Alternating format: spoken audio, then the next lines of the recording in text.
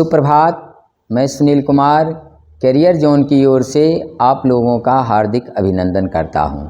आज का विषय है भारतीय संविधान की विशेषताएं। वह कौन कौन सी विशेषताएं हैं जो भारतीय संविधान को अपने आप में एक विशिष्ट और अनोखी संविधान बनाती है, उस पर हम लोग विचार करेंगे। भारतीय संविधान की सबसे बड़ी विशेषता है कि सबसे लंबा लिखित और निर्मित संविधान है। हमारा देश जब संविधान बना था तो संविधान सभा का गठन किया गया था और संविधान सभा ने विश्व के कई देशों के संविधान को पढ़ा और उनमें जो अच्छी अच्छी बातें लगी उनको भारतीय संविधान में समाहित किया गया। और दुनिया का सबसे पहला लिखित संविधान था तो वह था अमेरिका का संविधान, और भारत का संविधान भी अमेरिकी संविधान से लिखित संविधान का अनुकरण किया गया। जब आपसे पूछा जाए कि भारतीय संविधान लिखित संविधान है वह किस देश से लिया गया है, तो वो अमेरिका से लिया गया है।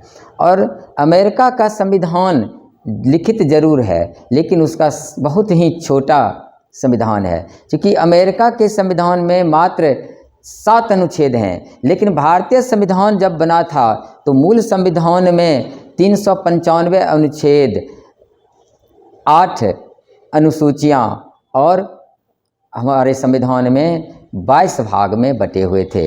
लेकिन अभी वर्तमान में बढ़ करके यह 25 भाग हो गए हैं, फिर भी उसको 22 ही कहा जाता है।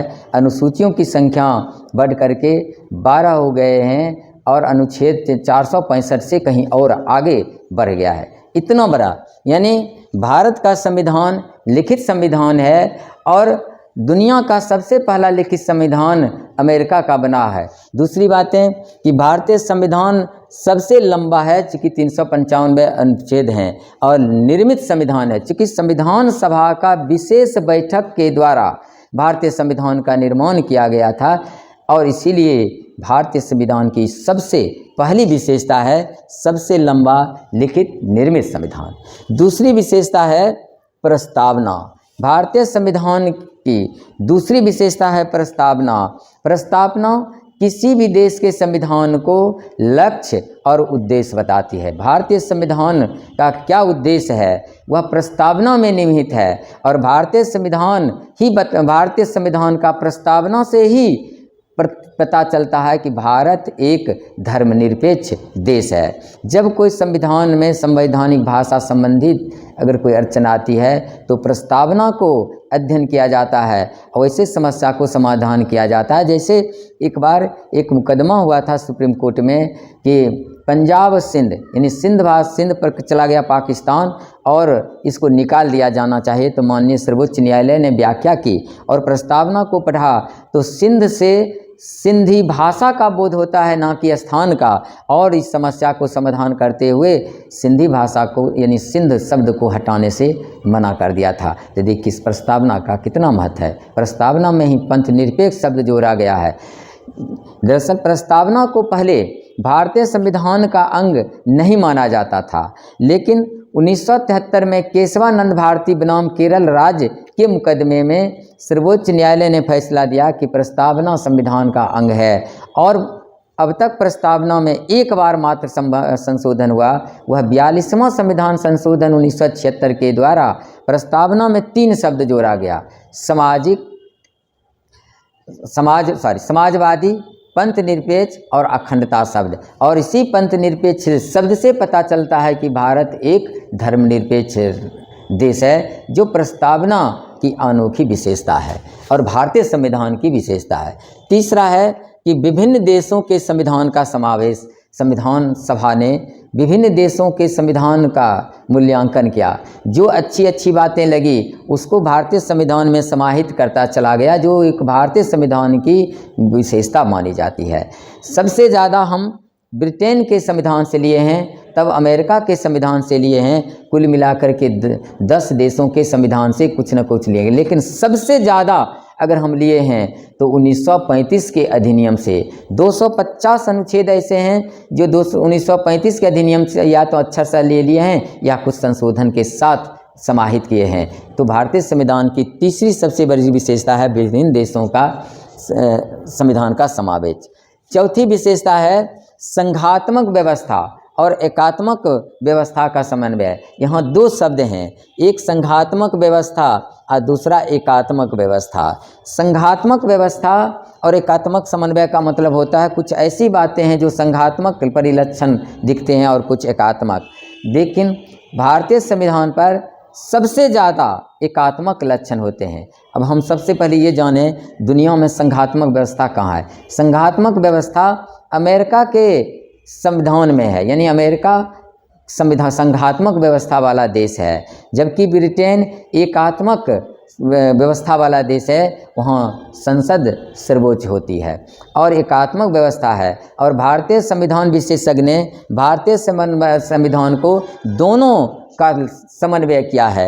अब संघात्मक व्यवस्था यहाँ क्या है, यहाँ 4 बातों को छोड़ दिया जाए तो बाकी सभी जितनी बातें हैं वो सबके सब दिखता है एकात्मक व्यवस्था, जैसे संविधान की सर्वोच्चता, दूसरा उच्च सदन का राज्य सदन होना, सर्वोच्च हमारा न्यायालय, या ये 2-4 बातें हैं मुख्यतः जो हमारा संघात्मक व्यवस्था को दिखता है। बाकी जितने भी व्यवस्था हैं वो एकात्मक व्यवस्था का ही परीक्षण लेते हैं, चाहे एकल नागरिकता हो, राज्यपाल की नियुक्ति का बात हो, ये सब इस एकात्मक व्यवस्था का ही लक्षण देखते हैं। ठीक, दूसरी बातें, भारत का संविधान की अनोखी विशेषता है कठोर तथा लचीले का समन्वय। कठोर लचीलेपन का समन्वय का मतलब होता है कि भारत के संविधान को संशोधन करने में कुछ विधेयक ऐसे हैं जो साधारण तरीके से पारित कर दिया जाता है, जिसको लचीला कहा जाता है, लेकिन कुछ को संशोधन करने के लिए, पारित करने के लिए विशेष प्रक्रिया का अपनाना पड़ता है, कठिन परिस्थितियों से गुजरना पड़ता है, उसको कहा जाता है कठोर का, जो दोनों है। अब जैसे मूल अधिकार या नीति निर्देशक तत्व को अगर संशोधन करना संबंधी कोई बात आती है तो उसको कहा जाता है, उसको संशोधन करने के लिए विशेष प्रक्रिया अपनानी पड़ती है, इसलिए उसको कठोर कहा जाता है। बाकी सब लचीलेपन के अंतर्गत आते हैं, जो भारतीय संविधान की अनोखी विशेषता है। छठी विशेषता है लोकप्रिय प्रभुसत्ता पर आधारित संविधान। लोकप्रिय प्रभुसत्ता, प्रभुसत्ता का मतलब होता है वैसा शक्ति जो देश का शक्ति उनके पास में हो। भारत में जनता सर्वोपरि होते हैं और सर्वोच्च सत्ता जनता के पास होती है। और जब संविधान बना था तो संविधान सभा का चुनाव हुआ था, संविधान सभा के सदस्यों का चुनाव हुआ था और जनता के द्वारा चुने गए प्रतिनिधि जनता के इच्छा के अनुसार जनता के लिए संविधान बना था। इसलिए लोकप्रिय प्रभुसत्ता पर आधारित संविधान हमारे देश की संविधान की सबसे बड़ी विशेषता मानी जाती है। और यहाँ पर है अगली विशेषता, सरकार का संसदीय स्वरूप। सरकार का संसदीय स्वरूप का मतलब होता है कि ब्रिटेन में संसद सर्वोपरि होते हैं और हमारे वहाँ संसदीय व्यवस्था है। जैसे अमेरिका में अध्यक्षात्मक व्यवस्था है, जहाँ राष्ट्रपति सर्वोपरि होते हैं और राष्ट्रपति का जनता दल के द्वारा चुनाव होता है। अमेरिका में संसद का चुनाव होता है और संसद के बहुमत प्राप्त दल के नेता को प्रधानमंत्री बनाया जाता है। उसी तरह भारत में संसद का चुनाव होता है और संसद में जो बहुमत प्राप्त दल का नेता होते हैं उनको प्रधानमंत्री बनाया जाता है। और भारत में भी संसदीय सरकार है, राज्य में भी संसदीय सरकार है और ये हमारे देश के संविधान की विशेषता मानी जाती है, जो हम कहाँ से लिए हैं, ब्रिटेन से लिए हैं। यह भी विशेषता है।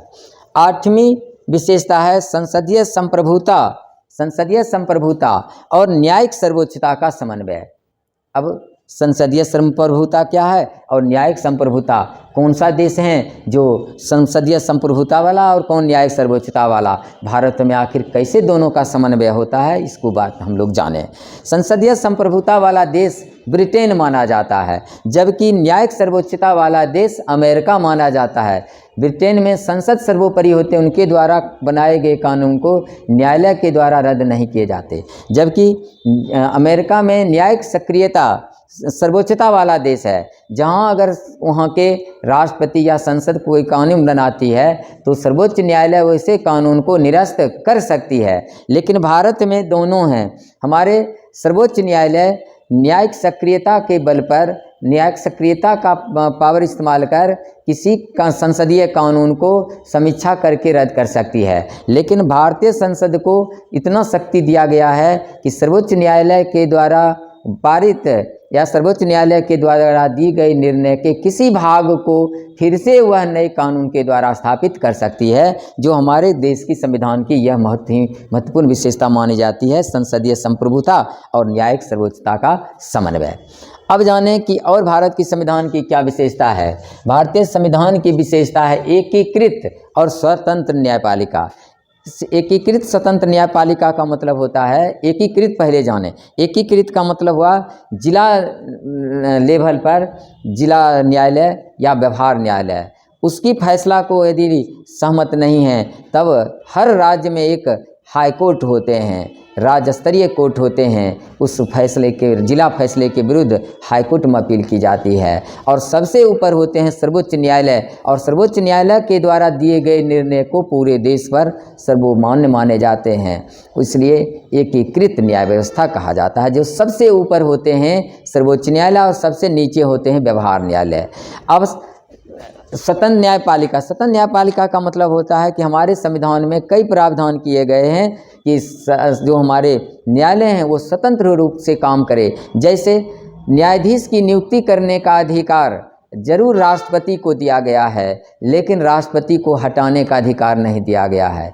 ऐसे संविधान में प्रावधान किया गया है कि जब तक न्यायाधीश अपने पद पर बने हैं तब तक उनके वेतन या किसी सुविधा में कटौती नहीं किया जा सकता है, ताकि सर्वोच्च न्यायालय या न्यायालय के न्यायाधीश निष्पक्ष होकर के, स्वतंत्र होकर के काम करें, निष्पक्ष होकर के संविधान की रक्षा करें। इसलिए इसको कहा जाता है एकीकृत स्वतंत्र न्यायपालिका।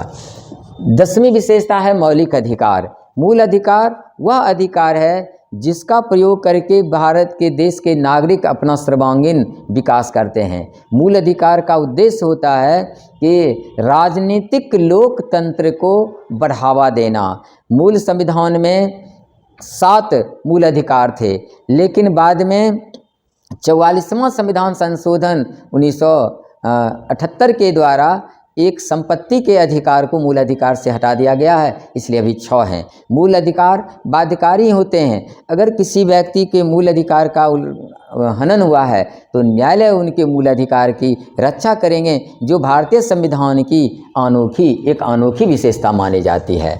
राज्य के नीति निर्देशक तत्व भी भारतीय संविधान की विशेषता।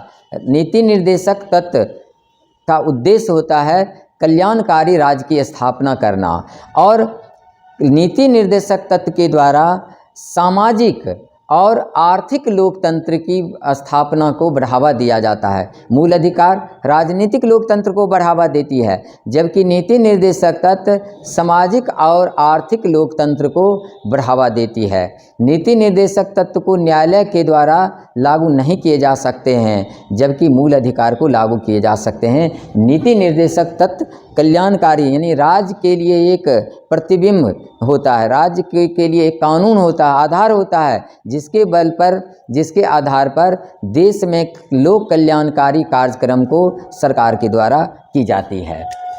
अगली विशेषता एक धर्मनिरपेक्ष राज्य। भारत एक धर्मनिरपेक्ष राज्य है। इसका मतलब हुआ भारत का अपना कोई राजकीय धर्म नहीं होगा, कोई राज धर्म नहीं होगा, बल्कि भारत में फैलने वाले सभी धर्मों को, भारत में रहने वाले सभी धर्मावलंबियों को समान रूप से सभी धर्मों का सम्मान किया जाएगा, उसको पालन करने में सहयोग किया जाएगा। यही हुआ धर्मनिरपेक्ष राज्य की परिभाषा, जो हमारे देश के संविधान में उस पहले नहीं था, लेकिन बाद में उसे 42वां संविधान संशोधन के द्वारा इसको जोड़ा गया। अगली विशेषता है सार्वभौमिक वयस्क मताधिकार। सार्वभौमिक वयस्क का मताधिकार कि किसी भी मतदाता को मतदान करने की न्यूनतम आयु होनी चाहिए, जो भारतीय संविधान में प्रारंभ से न्यूनतम आयु 21 वर्ष दिया गया। एक मज़ेदार बात बताऊं कि सबसे पहले हमारे देश में मतदाता की आयु 21 वर्ष 1889 ईस्वी में कांग्रेस के सदस्य बनने की आयु तय की गई थी कम से कम 21 वर्ष, और जब ब्रिटिश काल में जब चुनाव की प्रक्रिया शुरू हुई थी तो उसी को मान लिया गया वयस्क मताधिकार की आयु 21 वर्ष। लेकिन बाद में 61वां संविधान संशोधन 1989 के द्वारा तारकुंडे समिति के सुझाव पर मतदाता की आयु घटा करके कम से कम 18 वर्ष कर दिया गया। तारकुंडे समिति ने सुझाव दिया था, उस समय हमारे देश के प्रधानमंत्री राजीव गांधी थे, उन्हीं के समय में मतदाता की आयु घटा दिया गया, जो हमारे देश की संविधान की बड़ी विशेषता मानी जाती है। एकल नागरिकता भी विशेषता। एकल नागरिकता का मतलब होता है भारत के लोगों को भारतीय होने का गर्व प्राप्त होता है, भारतीय होने का प्रमाण पत्र दिया जाता है, न कि बिहार या उईपुई होने का।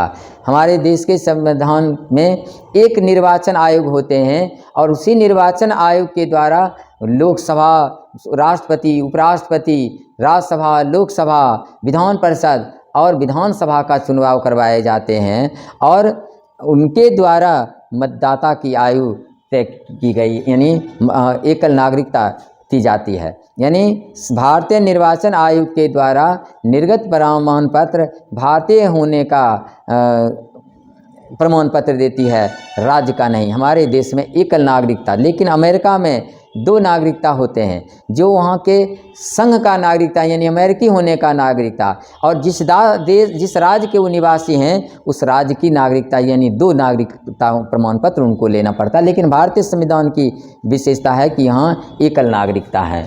और त्रिस्तरीय सरकार, त्रिस्तरीय का मतलब होता है ऊपर में केंद्र सरकार, देश के स्तर पर राज्य में राज्य सरकार और ग्राम स्तर पर ग्राम पंचायत का गठन किया जाता है। ये भारतीय संविधान की विशेषता है। आज का क्लास समाप्त होता है, फिर हम लोग किसी दूसरे विषय पर उपस्थित होंगे। तब तक के लिए बहुत बहुत धन्यवाद।